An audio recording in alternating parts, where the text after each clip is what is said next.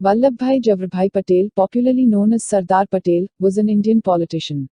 He served as the first Deputy Prime Minister of India. He was an Indian barrister, a senior leader of the Indian National Congress and a founding father of the Republic of India who played a leading role in the country's struggle for independence and guided its integration into a united, independent nation. In India and elsewhere, he was often called Sardar, meaning chief in Hindi, Urdu, and Persian. He acted as Home Minister during the political integration of India in the Indo-Pakistani War of 1947. Patel was born in Nadiyad and raised in the countryside of the state of Gujarat. He was a successful lawyer. He subsequently organized peasants from Kheda, Borsad, and Bardoli in Gujarat in non-violent civil disobedience against the British Raj, becoming one of the most influential leaders in Gujarat. He was appointed as the 49th President of Indian National Congress, organizing the party for elections in 1934 and 1937 while promoting the Quit India movement. As the first Home Minister and Deputy Prime Minister of India, Patel organized relief efforts for refugees fleeing to Punjab and Delhi from Pakistan and worked to restore peace. He led the task of forging a united India, successfully integrating into the newly independent nation those British colonial provinces that had been allocated to India. Besides those provinces that had been under direct British rule, approximately 565 self-governing princely states had been released from British suzerainty by the Indian Independence Act of 1947. Patel persuaded almost every princely state to accede to India. His commitment to national integration in the newly independent country was total and uncompromising, earning him the sobriquet Iron Man of India. He is also remembered as the patron saint of India's civil servants, for having established the modern All India Services system. He is also called the Unifier of India.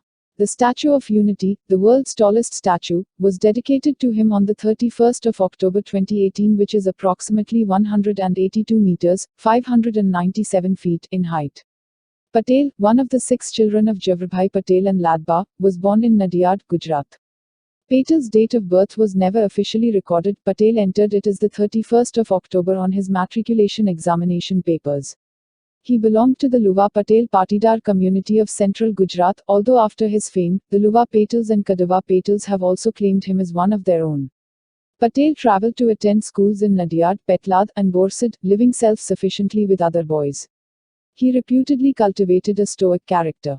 A popular anecdote recounts that he lanced his own painful boil without hesitation, even as the barber charged with doing it trembled. When Patel passed his matriculation at the relatively late age of 22, he was generally regarded by his elders as an unambitious man destined for a commonplace job. Patel himself, though, harbored a plan to study to become a lawyer, work and save funds, travel to England, and become a barrister. Patel spent years away from his family, studying on his own with books borrowed from other lawyers, passing his examinations within 2 years. Fetching his wife Javaba from her parents' home, Patel set up his household in Godra and was called to the bar. During the many years it took him to save money, Patel, now an advocate, earned a reputation as a fierce and skilled lawyer. The couple had a daughter, Manibe, in 1904 and a son, Dahyabhai, in 1906. Patel also cared for a friend suffering from the bubonic plague when it swept across Gujarat. When Patel himself came down with the disease, he immediately sent his family to safety, left his home, and moved into an isolated house in Nadiyad. By other accounts, Patel spent this time in a dilapidated temple. There, he recovered slowly. Patel practiced law in Godra, Borsad, and Anand while taking on the financial burdens of his homestead in Karansad. Patel was the first chairman and founder of Edward Memorial High School, Borsad, today known as Javabhai Dajibhai Patel High School.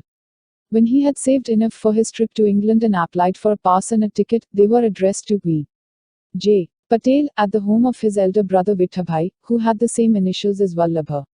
Having once nurtured a similar hope to study in England, Vithabhai remonstrated his younger brother, saying that it would be disreputable for an older brother to follow his younger brother. In keeping with concerns for his family's honor, Patel allowed Vithabhai to go in his place. In 1909, Patel's wife Javaba was hospitalized in Bombay, present-day Mumbai, to undergo major surgery for cancer. Her health suddenly worsened and, despite successful emergency surgery, she died in the hospital. Patel was given a note informing him of his wife's demise as he was cross-examining a witness in court. According to witnesses, Patel read the note, pocketed it, and continued his cross-examination and won the case. He broke the news to others only after the proceedings had ended. Patel decided against marrying again. He raised his children with the help of his family and sent them to English language schools in Bombay. At the age of 36, he journeyed to England and enrolled at the Middle Temple Inn in London. Completing a 36-month course in 30 months, Patel finished at the top of his class despite having had no previous college background. Returning to India, Patel settled in Ahmedabad and became one of the city's most successful barristers. Wearing European-style clothes and sporting urbane mannerisms, he became a skilled bridge player. Patel nurtured ambitions to expand his practice and accumulate great wealth and to provide his children with modern education. He had made a pact with his brother Vallabhbhai to support his entry into politics in the Bombay Presidency, while Patel remained in Ahmedabad to provide for the family. At the urging of his friends, Patel ran in the election for the post of Sanitation Commissioner of Ahmedabad in 1917 and won. While often clashing with British officials on civic issues, he did not show any interest in politics. Upon hearing of Mohandas Karamchand Gandhi, he joked to the lawyer and political activist Ganesh Vasudev Mavlankar that Gandhi would ask you if you know how to sift pebbles from wheat. And that is supposed to bring independence. A subsequent meeting with Gandhi, in October 1917, fundamentally changed Patel and led him to join the Indian independence struggle. In September 1917, Patel delivered a speech in Borsad, encouraging Indians nationwide to sign Gandhi's petition demanding Swaraj, self-rule, from Britain. A month later, he met Gandhi for the first time at the Gujarat Political Conference in Godhra. On Gandhi's encouragement, Patel became the secretary of the Gujarat Sabha, a public body that would become the Gujarati arm of the Indian National Congress. Patel now energetically fought against Vaid, the forced servitude of Indians to Europeans, and organized relief efforts in the wake of plague and famine in Kheda. The Kheda peasants' plea for exemption from taxation had been turned down by British authorities. Gandhi endorsed waging a struggle there, but could not lead it himself due to his activities in Champaran. When Gandhi asked for a Gujarati activist to devote himself completely to the assignment, Patel volunteered, much to Gandhi's delight. Though his decision was made on the spot, Patel later said that his desire and commitment came after intense personal contemplation, as he realized he would have to abandon his career and material ambitions. Supported by Congress volunteers Narhari Parikh, Mohanlal Pandya, and Abbas Tayyabji, Vallabhbhai Patel began a village-by-village tour in the Kheda district, documenting grievances and asking villagers for their support for a statewide revolt by refusing to pay taxes. Patel emphasized the potential hardships and the need for complete unity and non-violence in the face of provocation response from virtually every village. When the revolt was launched and tax revenue withheld, the government sent police and intimidation squads to seize property, including confiscating barn animals and whole farms. Patel organized a network of volunteers to work with individual villages, helping them hide valuables and protect themselves against raids. Thousands of activists and farmers were arrested, but Patel was not. The revolt evoked sympathy and admiration across India, including among pro-British Indian politicians. The government agreed to negotiate with Patel and decided to suspend the payment of taxes for a year, even scaling back the rate. Patel emerged as a hero to Gujaratis. In 1920 he was elected president of the newly formed Gujarat Pradesh Congress Committee. He would serve as its president until 1945. Patel supported Gandhi's non-cooperation movement and toured the state to recruit more than 300,000 members and raise over Rs. 1.5 million in funds. Helping organize bonfires in Ahmedabad in which British goods were burnt, Patel threw in all his English-style clothes. Along with his daughter Mani and son Dya, he switched completely to wearing khadi, the locally produced cotton clothing. Patel also supported Gandhi's controversial suspension of resistance in the wake of the Chauri Chora incident.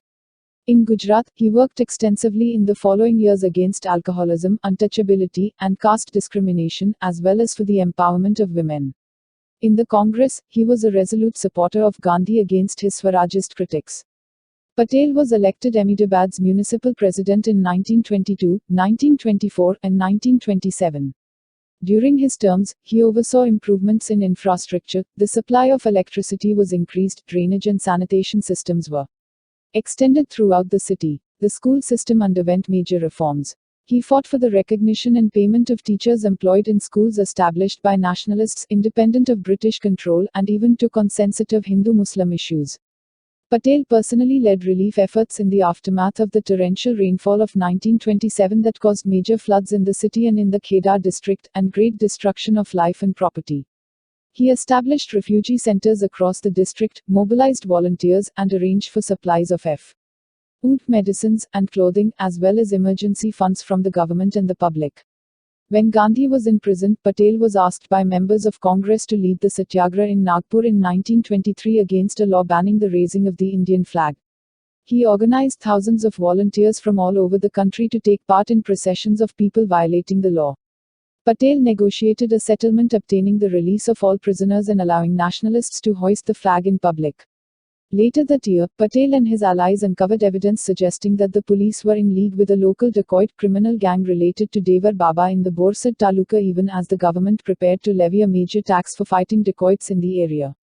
More than 6,000 villagers assembled to hear Patel speak in support of proposed agitation against the tax, which was deemed immoral and unnecessary. He organized hundreds of congressmen, sent instructions, and received information from across the district. Every village in the taluka resisted payment of the tax and prevented the seizure of property and land. After a protracted struggle, the government withdrew the tax. Historians believe that one of Patel's key achievements was the building of cohesion and trust amongst the different castes and communities, which had been divided along socio-economic lines. In April 1928, Patel returned to the independence struggle from his municipal duties in Ahmedabad when Bardoli suffered from a serious double predicament of a famine and a steep tax hike. The revenue hike was steeper than it had been in Kheda even though the famine covered a large portion of Gujarat.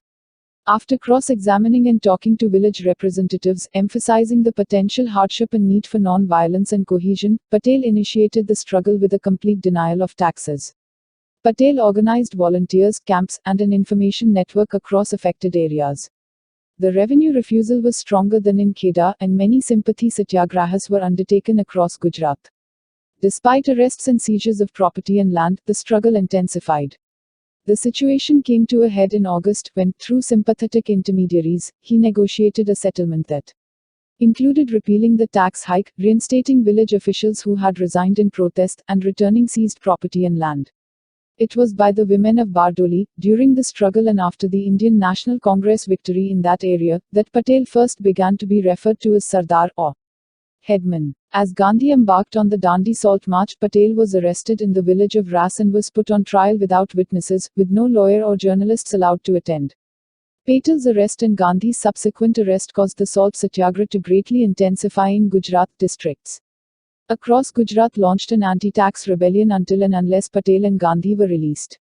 Once released, Patel served as interim Congress president, but was re-arrested while leading a procession in Bombay. After the signing of the Gandhi-Irwin Pact, Patel was elected president of Congress for its 1931 session in Karachi. Here the Congress ratified the pact and committed itself to the defense of fundamental rights and civil liberties. It advocated the establishment of a secular nation with a minimum wage and the abolition of untouchability and serfdom. Patel used his position as Congress president to organize the return of confiscated land to farmers in Gujarat. Upon the failure of the Round Table Conference in London, Gandhi and Patel were arrested in January 1932 when the struggle reopened, and imprisoned in the Yerevda Central Jail.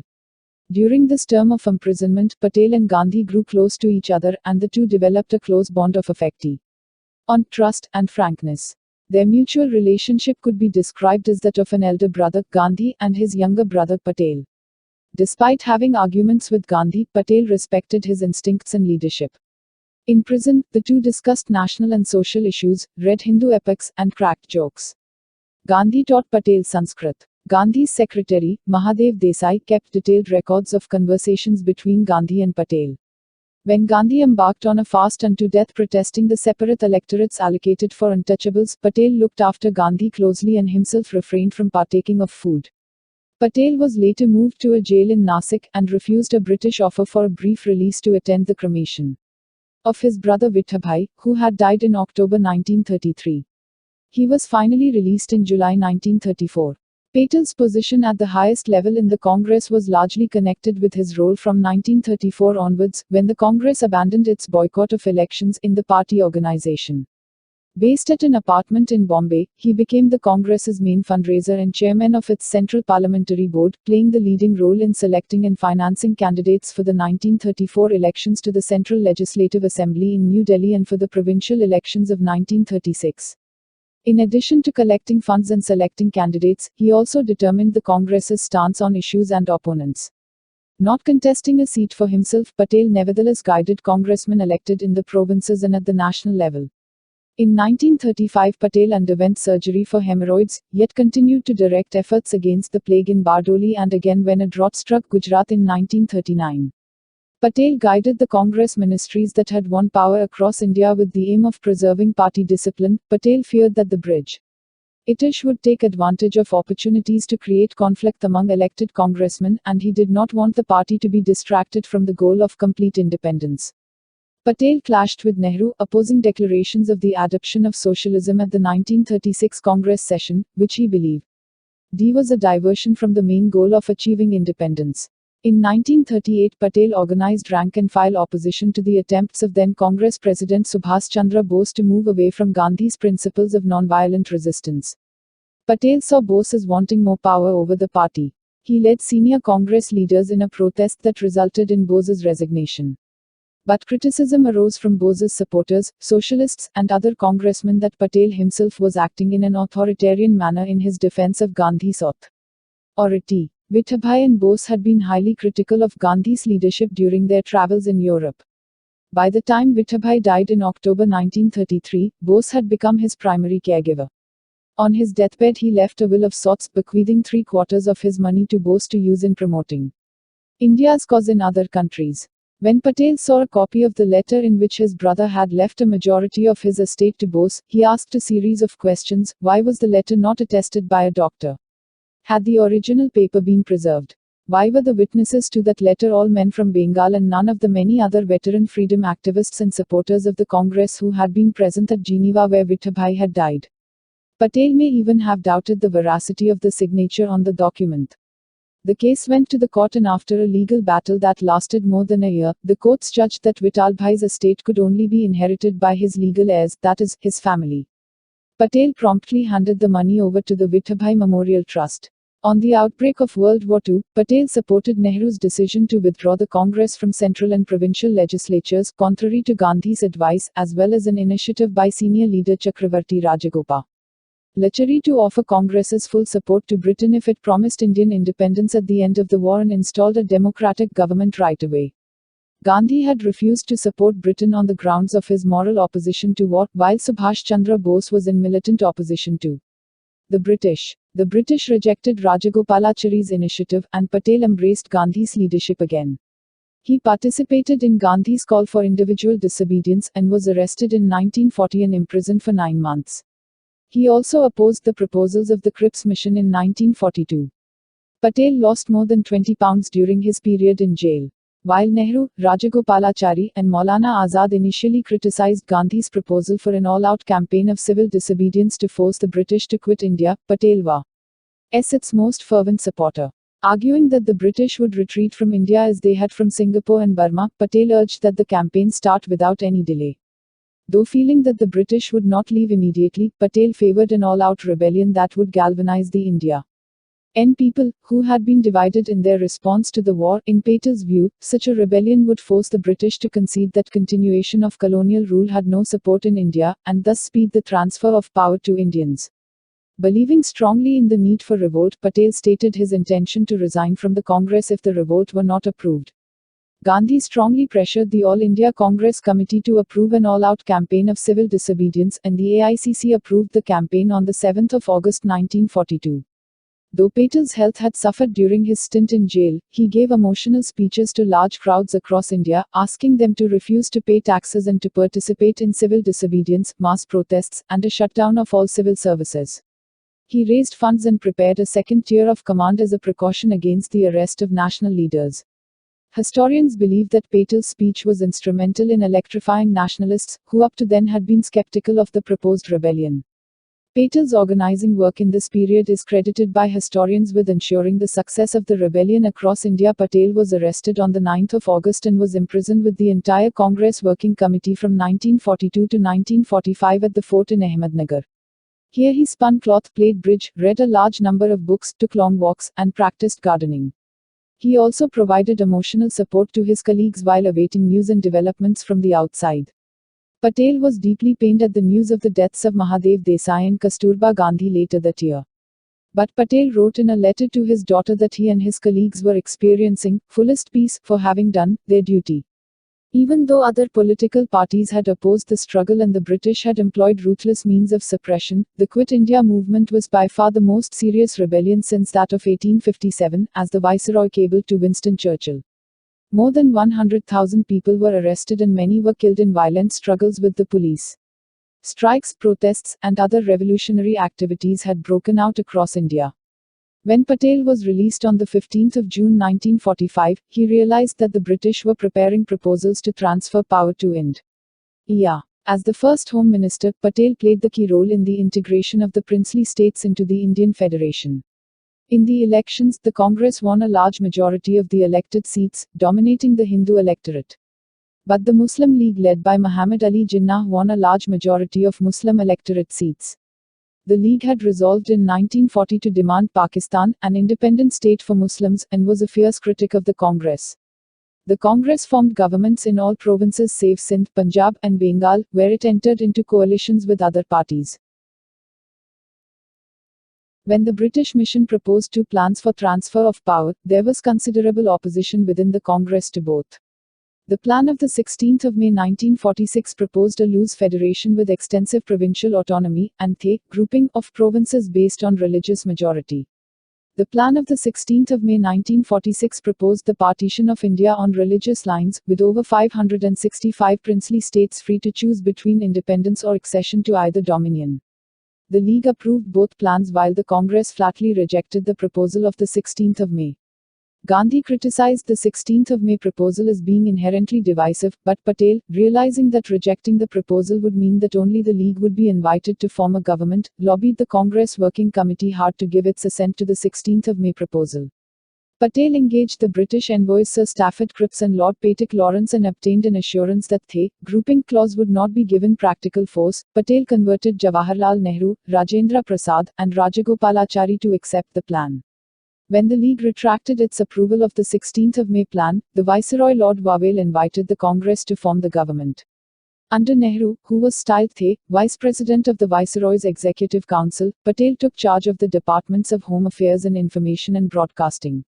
He moved into a government house on Aurangzeb Road in Delhi, which would be his home until his death in 1950. Vallabhbhai Patel was one of the first Congress leaders to accept the partition of India as a solution to the rising Muslim separatist movement led by Muhammad Ali Jinnah. He had been outraged by Jinnah's direct action campaign, which had provoked communal violence across India, and by the Viceroy's vetoes of his Home Department's plans to stop the violence on the grounds of constitutionality. Patel severely criticized the Viceroy's induction of League ministers into the government, and the revalidation of the grouping scheme by the British without Congress's approval. Although further outraged at the League's boycott of the Assembly and non-acceptance of the plan of 16 May despite NG government, he was also aware that Jinnah did enjoy popular support amongst Muslims, and that an open conflict between him and the nationalists could degenerate into a Hindu-Muslim civil war of disastrous consequences. The continuation of a divided and weak central government would, in Patel's mind, result in the wider fragmentation of India by encouraging more than 600 princely states towards independence. In December 1946 and January 1947, Patel worked with civil servant V.P. Menon on the latter's suggestion for a separate dominion of Pakistan created out of Muslim-majority provinces. Communal violence in Bengal and Punjab in January and March 1947 further convinced Patel of the soundness of partition. Patel, a fierce critic of Jinnah's demand that the Hindu-majority areas of Punjab and Bengal be included in a Muslim state, obtained the partition of those provinces, thus blocking any possibility of their inclusion in Pakistan. Patel's decisiveness on the partition of Punjab and Bengal had won him many supporters and admirers amongst the Indian public, which had tired of the League's tactics, but he was criticized by Gandhi, Nehru, secular Muslims, and socialists for a perceived eagerness to do so. When Lord Louis Mountbatten formally proposed the plan on 3 June 1947, Patel gave his approval and lobbied Nehru and other Congress leaders to accept the proposal. Knowing Gandhi's deep anguish regarding proposals of partition, Patel engaged him in frank discussion in private meetings over what he is the practical unworkability of any Congress-League coalition, the rising violence, and the threat of civil war. After Gandhi rejected and Congress approved the plan, Patel represented India on the Partition Council, where he oversaw the division of public assets and selected the Indian NCIL of ministers with Nehru. However, neither Patel nor any other Indian leader had foreseen the intense violence and population transfer that would take place with partition. Patel took the lead in organizing relief and emergency supplies, establishing refugee camps, and visiting the border areas with Pakistani leaders to encourage peace. Despite these efforts, the death toll is estimated at between 500,000 and 1 million people. The estimated number of refugees in both countries exceeds 15 million. Understanding that Delhi and Punjab policemen, accused of organizing attacks on Muslims, were personally affected by the tragedies of partition, Patel called out the Indian Army with South Indian regiments to restore order, imposing strict curfews and shoot-at-sight orders. Visiting the Nizamuddin Aulia Dargah area in Delhi, where thousands of Delhi Muslims feared attacks, he prayed at the shrine, visited the people, and reinforced the presence of police.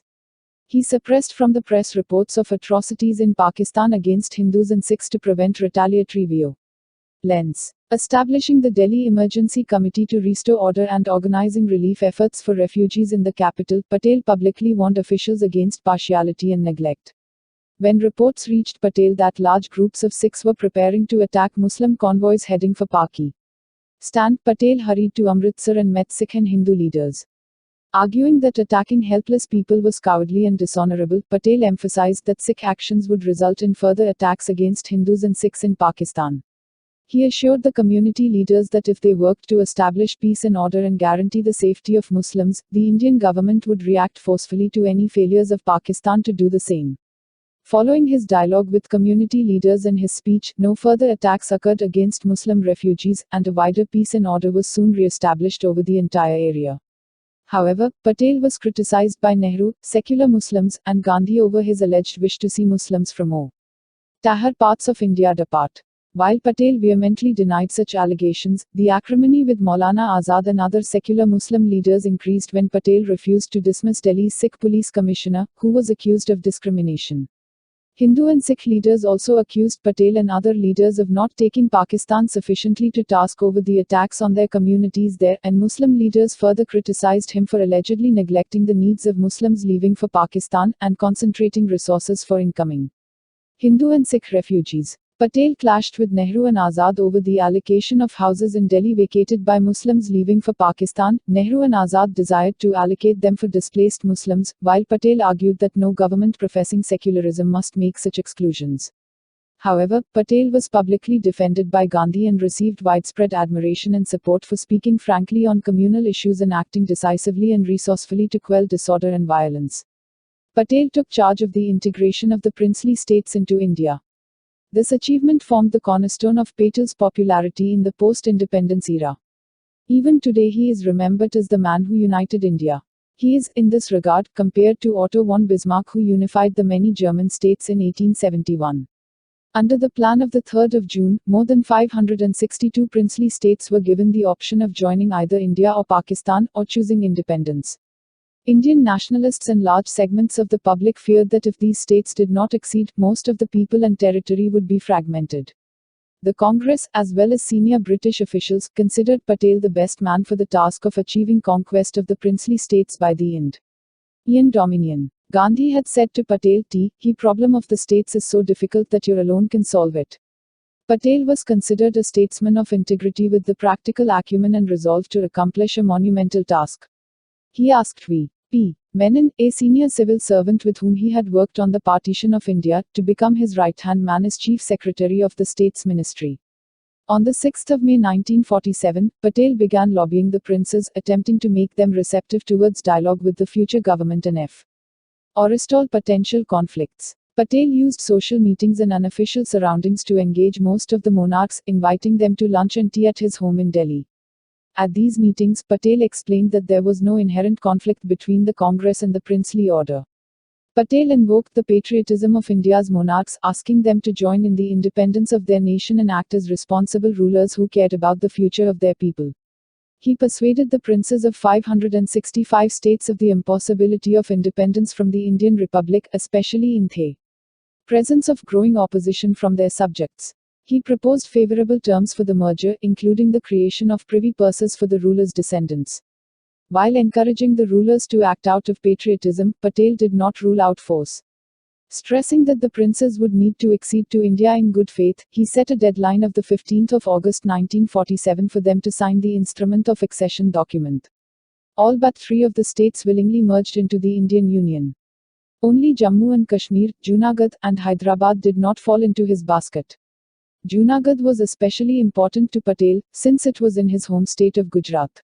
It was also important because in this Kathiawar district was the ultra-rich Somnath temple, which in the 11th century had been plundered by Mahmud of Ghazni, who damaged the temple and its idols to rob it of its riches, including emeralds, diamonds, and gold. Under pressure from Sir Shah Nawaz Bhutto, the Nawab had acceded to Pakistan. It was, however, quite far from Pakistan, and 80% of its population was Hindu. Patel combined diplomacy with force, demanding that Pakistan annul the accession, and that the Nawab accede to India. He sent the army to occupy 3 principalities of Junagadh to show his resolve. Following widespread protests and the formation of a civil government, or Arzi Hukumat, both Bhutto and the Nawab fled to Karachi, and under Patel's orders the Indian army and police units marched into the state. A plebiscite organized later produced a 99.5% vote for merger with India. Hyderabad was the largest of the princely states, and it included parts of present-day Telangana, Andhra Pradesh, Karnataka, and Maharashtra states. Its ruler, the Nizam Osman Ali Khan, was a Muslim, although over 80% of its people were Hindu. The Nizam sought independence or accession with Pakistan. Muslim forces loyal to Nizam, called the Razakars, under Qasim Razvi, pressed the Nizam to hold out against India, while organizing attacks on Pup La on Indian soil. Even though a standstill agreement was signed due to the desperate efforts of Lord Mountbatten to avoid a war, the Nizam rejected deals and changed his positions. In September 1948, Patel emphasized in cabinet meetings that India should talk no more, and reconciled Nehru and the Governor-General, Chakravarti Rajgopalachari, to military action. Following preparations, Patel ordered the Indian army to invade Hyderabad, in his capacity as acting Prime Minister. When Nehru was touring Europe. The action was termed Operation Polo, and thousands of Razakar forces were killed, but Hyderabad was forcefully secured and integrated into the Indian Union. The main aim of Mountbatten and Nehru in avoiding a forced annexation was to prevent an outbreak of Hindu-Muslim violence. Patel insisted that if Hyderabad were allowed to continue as an independent nation enclave surrounded by India, the prestige of the government would fall, and then neither Hindus nor Muslims would feel secure in its realm. After defeating Nizam, Patel retained him as the ceremonial chief of state, and held talks with him. There were 562 princely states in India which Sardar Patel integrated. The Governor-General of India, Chakravarti Rajagopalachari, along with Nehru and Patel, formed the triumvirate that ruled India from 1948 to 1950. Prime Minister Nehru was intensely popular with the masses, but Patel enjoyed the loyalty and the faith of rank-and-file congressmen, state leaders, and India's civil servants. Patel was a senior leader in the Constituent Assembly of India and was responsible in large measure for shaping India's constitution. Patel was the chairman of the committees responsible for minorities, tribal and excluded areas, fundamental rights, and provincial constitutions. Patel piloted a model constitution for the provinces in the assembly, which contained limited powers for the state governor, who would defer to the president. He clarified it was not the intention to let the governor exercise power that could impede an elected government. He worked closely with Muslim leaders to end separate electorates and the more potent demand for reservation of seats for minorities. His intervention was key to the passage of 2 articles that protected civil servants from political involvement and guaranteed their terms and privileges. He was also instrumental in the founding the Indian Administrative Service and the Indian Police Service, and for his defense of Indian civil servants from political attack. He is known as the patron saint of India's services. When a delegation of Gujarati farmers came to him citing their inability to send their milk production to the markets without being fleeced by intermediaries, Patel exhorted them to organize the processing and sale of milk by themselves, and guided them to create the Kara District Cooperative Milk Producers Union Limited, which preceded the Amul Milk Products brand. Patel also pledged the reconstruction of the ancient but dilapidated Somnath temple in Saurashtra. He oversaw the restoration work and the creation of a public trust, and pledged to dedicate the temple upon the completion of work. The work was completed after his death and the temple was inaugurated by the first President of India, Dr. Rajendra Prasad. When the Pakistani invasion of Kashmir began in September 1947, Patel immediately wanted to send troops into Kashmir. But, agreeing with Nehru and Mountbatten, he waited until Kashmir's monarch had acceded to India. Patel then oversaw India's military operations to secure Srinagar and the Baramulla Pass, and the forces retrieved much territory from the invaders. Patel, along with Defence Minister Baldev Singh, administered the entire military effort, arranging for troops from different parts of India to be rushed to Kashmir and for a major military road connecting Srinagar to Pathankot to be built in 6 months. 75 Patel strongly advised Nehru against going for arbitration to the United Nations, insisting that Pakistan had been wrong to support the invasion and the accession to India was valid. He did not want foreign interference in a bilateral affair. Patel opposed the release of 550 million rupees to the government of Pakistan, convinced that the money would go to finance the war against India in Kashmir. The cabinet had approved his point, but it was reversed when Gandhi, who feared an intensifying rivalry and further communal violence, went on a fast unto death to obtain the release. Patel, though not estranged from Gandhi, was deeply hurt at the rejection of his counsel and a cabinet decision. Gandhi was assassinated as a result of his fast. In 1949, a crisis arose when the number of Hindu refugees entering West Bengal, Assam, and Tripura from East Pakistan climbed to over 800,000. The refugees in many cases were being forcibly evicted by Pakistani authorities, and were victims of intimidation and violence. 77. Nehru invited Liaquat Ali Khan, Prime Minister of Pakistan, to find a peaceful solution. Despite his aversion, Patel reluctantly met Khan and discussed the matter. Patel strongly criticized Nehru's plan to sign a pact that would create minority commissions in both countries and pledge both India and Pakistan to a commitment to protect each other's minorities. Shyama Prasad Mukherjee and K.C. Neogi, 2 Bengali ministers, resigned, and Nehru was intensely criticized in West Bengal for allegedly appeasing Pakistan. The pact was immediately in jeopardy. Patel, however, publicly came to Nehru's aid. He gave emotional speeches to members of parliament and the people of West Bengal, and spoke with scores of delegations of congressmen, Hindus, Muslims, and other public interest groups, persuading them to give a final effort. In April 2015, the Government of India declassified surveillance reports suggesting that Patel, while Home Minister, and Nehru were among officials involved in alleged government-authorized spying on the family of Subhas Chandra Bose. He was also instrumental in the creation of the All India Services, which he described as the country's steel frame. In his address to the probationers of these services, he asked them to be guided by the spirit of service in day-to-day administration. He reminded them that the ICS was no longer neither imperial, nor civil, nor imbued with any spirit of service after independence. His exhortation to the probationers to maintain utmost impartiality and incorruptibility of administration is as relevant today as it was then. A civil servant cannot afford to, and must not take part in politics. Nor must he involve himself in communal wrangles. To depart from the path of rectitude in either of these respects is to debase public service and to lower its dignity, he had cautioned them on the 21st of April 1947. He, more than anyone else in post-independence India, realized the crucial role that civil services play in administering a country, in not merely maintaining law and order, but running the institutions that provide the binding cement to a society. He, more than any other contemporary of his, was aware of the needs of a sound, stable administrative structure as the linchpin of a functioning polity. The present-day All India Administrative Services owe their origin to the man's sagacity, and thus he is regarded as father of modern All India Services. Rajmohan Gandhi, in his book, writes that Nehru was focused on maintaining religious harmony, casting an independent foreign policy, and constructing a technological and industrial base, while Patel focused on getting the princely states to join the Indian Union, modernizing the administrative services, and constructing a cross-party consensus on the significant elements of the constitution. Patel was intensely loyal to Gandhi, and both he and Nehru looked to him to arbitrate disputes. However, Nehru and Patel sparred over national issues. When Nehru asserted control over Kashmir policy, Patel objected to Nehru's sidelining his Home Ministry's officials. Nehru was offended by Patel's decision-making regarding the states' integration, having consulted neither him nor the cabinet.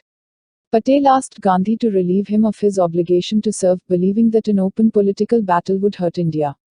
After much personal deliberation and contrary to Patel's prediction, Gandhi on the 30th of January 1948 told Patel not to leave the government. A free India, according to Gandhi, needed both Patel and Nehru. Patel was the last man to privately talk with Gandhi, who was assassinated just minutes after Patel's departure. At Gandhi's wake, Nehru and Patel embraced each other and addressed the nation together. Patel gave solace to many associates and friends and immediately moved to forestall any possible violence. Within 2 months of Gandhi's death, Patel suffered a major heart attack. The timely action of his daughter, his secretary, and a nurse saved Patel's life. Speaking later, Patel attributed the attack to grief bottled up due to Gandhi's death. Criticism arose from the media and other politicians that Patel's home ministry had failed to protect Gandhi. Emotionally exhausted, Patel tendered a letter of resignation, offering to leave the government. Patel's secretary persuaded him to withhold the letter, seeing it as fodder for Patel's political enemies and political conflict in India. However, Nehru sent Patel a letter dismissing any question of personal differences or desire for Patel's ouster. He reminded Patel of their 30-year partnership in the independence struggle and asserted that after Gandhi's death, it was especially wrong for them to quarrel. Nehru, Rajagopalachari, and other congressmen publicly defended Patel. Moved, Patel publicly endorsed Nehru's leadership and refuted any suggestion of discord, and dispelled any notion that he sought to be prime minister. Nehru gave Patel a free hand in integrating the princely states into India. Though the two committed themselves to joint leadership and non-interference in Congress party affairs, they sometimes would criticize each other in matters of policy, clashing on the issues of Hyderabad's integration and UN mediation in Kashmir. Nehru declined Patel's counsel on sending assistance to Tibet after its 1950 invasion by the People's Republic of China and on ejecting the Portuguese from Goa by military force. Nehru also tried to scuttle Patel's plan with regards to Hyderabad. During a meeting, according to the then civil servant MKK Nair in his book With No Ill Feeling to Anybody, Nehru shouted and accused Patel of being a communalist. Patel also one on occasion called Nehru a Maulana for appeasing Muslims. When Nehru pressured Rajendra Prasad to decline a nomination to become the first president of India in 1950 in favor of Rajagopalachari, he angered the party, which felt Nehru was attempting to impose his will. Nehru sought Patel's help in winning the party over, but Patel declined, and Prasad was duly elected. Nehru opposed the 1950 Congress presidential candidate Purushottam Das Tandon, a conservative Hindu leader, endorsing Jivatrang Kripalani instead and threatening to resign if Tandon was elected. Patel rejected Nehru's views and endorsed Tandon in Gujarat, where Kripalani received not one vote despite hailing from that state himself. Patel believed Nehru had to understand that his will was not law with the Congress, but he personally discouraged Nehru from resigning after the latter felt the party had no confidence in him. In his twilight years, Patel was honored by members of parliament. He was awarded honorary doctorates of law by Nagpur University, the University of Allahabad and Banaras Hindu University in November 1948, subsequently receiving honorary doctorates from Osmania University in February 1949 and from Punjab University in March 1949. Previously, Patel had been featured on the cover page of the January 1947 issue of Time magazine. On the 29th of March 1949, authorities lost radio contact with the Royal Indian Air Force, the Havilland Dove carrying Patel, his daughter Manibai, and the Maharaja of Patiala from Delhi to Jaipur. The pilot had been ordered to fly at a low altitude due to turbulence. During the flight, loss of power in an engine caused the pilot to make an emergency landing in a desert area in Rajasthan. Owing to the aircraft's flying at a low altitude, the pilot was unable to send a distress call with the aircraft's VHF radio, nor could he use his HF equipment as the crew lacked a trained signaller. With all passengers safe, Patel and others tracked down a nearby village and local officials. A subsequent RIAF court of inquiry headed by Group Captain, later Air Chief Marshal and Chief of the Air Staff Pratap Chandra Lal concluded the forced landing had been caused by fuel starvation. When Patel returned to Delhi, thousands of congressmen gave him a resounding welcome. In Parliament, MPs gave a long-standing ovation to Patel, stopping proceedings for half an hour. Patel's health declined rapidly through the summer of 1950. He later began coughing blood, whereupon Manibai began limiting her meetings and working hours and arranged for a personalized medical staff to begin attending to Patel.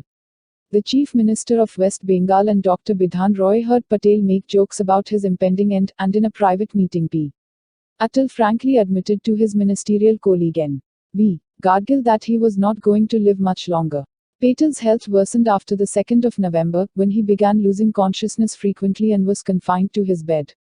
He was flown to Bombay on the 12th of December on advice from Dr. Roy to recuperate as his condition was deemed critical. Nehru, Rajagopalachari, Rajendra Prasad, and Menon all came to see him off at the airport in Delhi. Patel was extremely weak and had to be carried onto the aircraft in a chair. In Bombay, large crowds gathered at Santa Cruz Airport to greet him.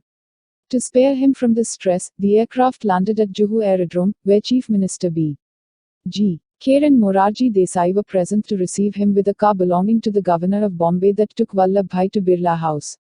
After suffering a massive heart attack, his second, Patel died on the 15th of December 1950 at Birla House in Bombay.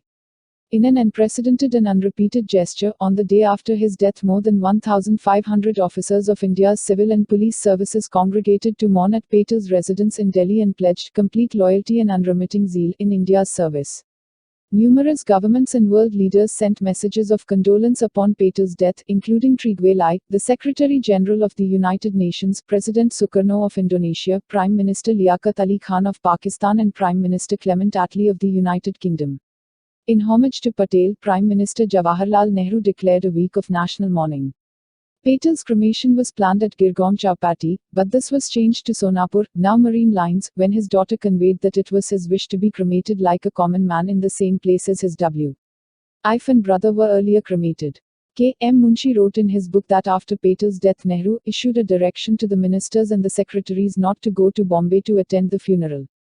Jawaharlal also requested Drive. Rajendra Prasad not to go to Bombay. It was a strange request to which Rajendra Prasad did not accede.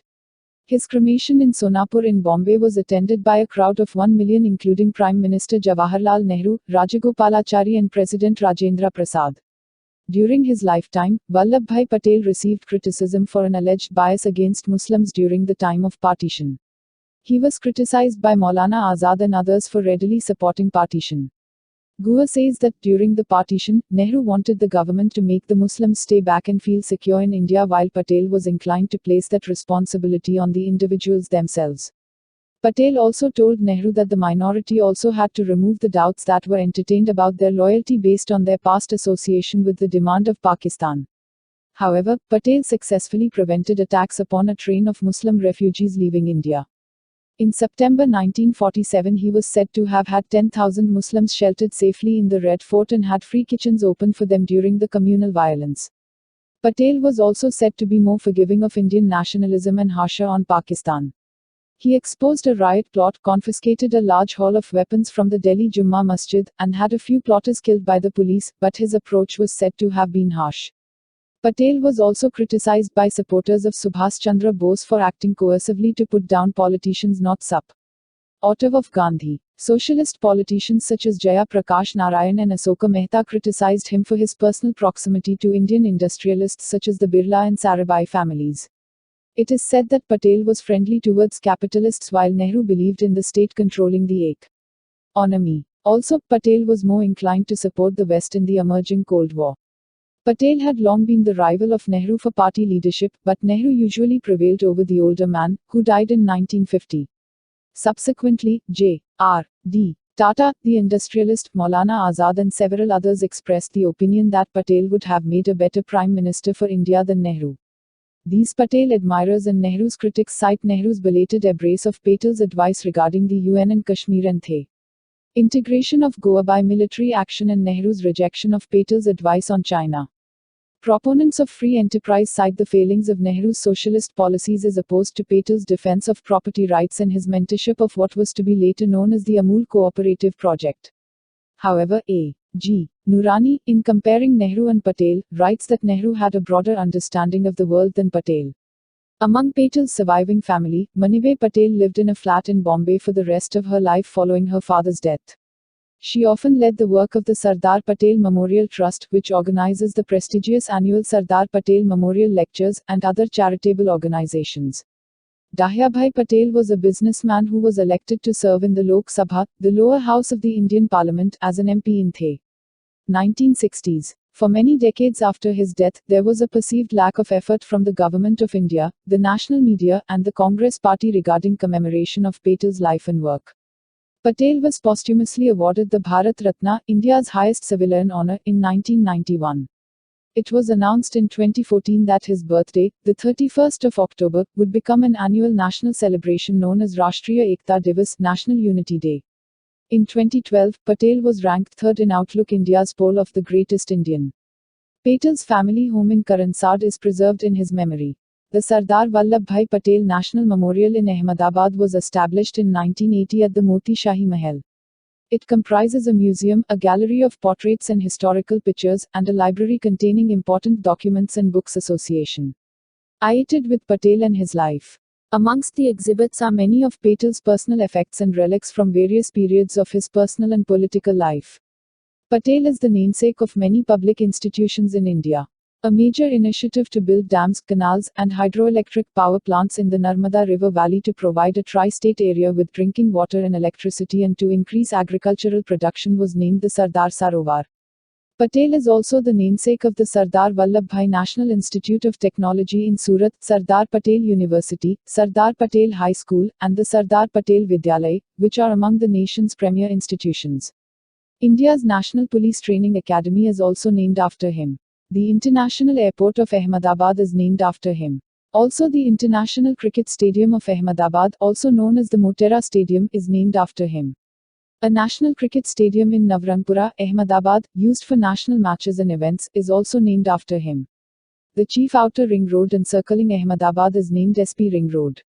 The Gujarat government's institution for training government functionaries is named Sardar Patel Institute of Public Administration. Rashtriya Ekta Divas, National Unity Day, was introduced by the Government of India and inaugurated by Indian Prime Minister Narendra Modi in 2014. The intent is to pay tribute to Patel, who was instrumental in keeping India united. It is to be celebrated on the 31st of October every year as annual commemoration of the birthday of the Iron Man of India Sardar Vallabhbhai Patel, one of the founding leaders of Republic of India. The official statement for Rashtriya Ekta Divas by the Home Ministry of India cites that the National Unity Day will provide an opportunity to reaffirm the inherent strength and resilience of our nation to withstand the actual and potential threats to the unity, integrity and security of our country. National Unity Day celebrates the birthday of Patel because, during his term as Home Minister of India, he is credited for the integration of over 550 independent princely states into India from 1947 to 1949 by Independence Act 1947. He is known as The Bismarck of India. The celebration is complemented with the speech of Prime Minister of India followed by The Run for Unity. The theme for 2016 celebrations was Integration of India. The Statue of Unity is a monument dedicated to Patel, located in the Indian state of Gujarat, facing the Narmada Dam, 3.2 kilometers away from Sadhu Bet near Vadodara. At the height of 182 meters, 597 feet, it is the world's tallest statue, exceeding the Spring Temple Buddha by 54 meters. This statue and related structures are spread over 20,000 square meters and are surrounded by an artificial lake spread across 12 kilometers and cost an estimated 29.8 billion rupees, $4.25 meters. It was inaugurated by India's Prime Minister Narendra Modi on the 31st of October 2018, the 143rd anniversary of Patel's birth. The height of the statue in meters has been picked to match the total assembly constituencies in Gujarat.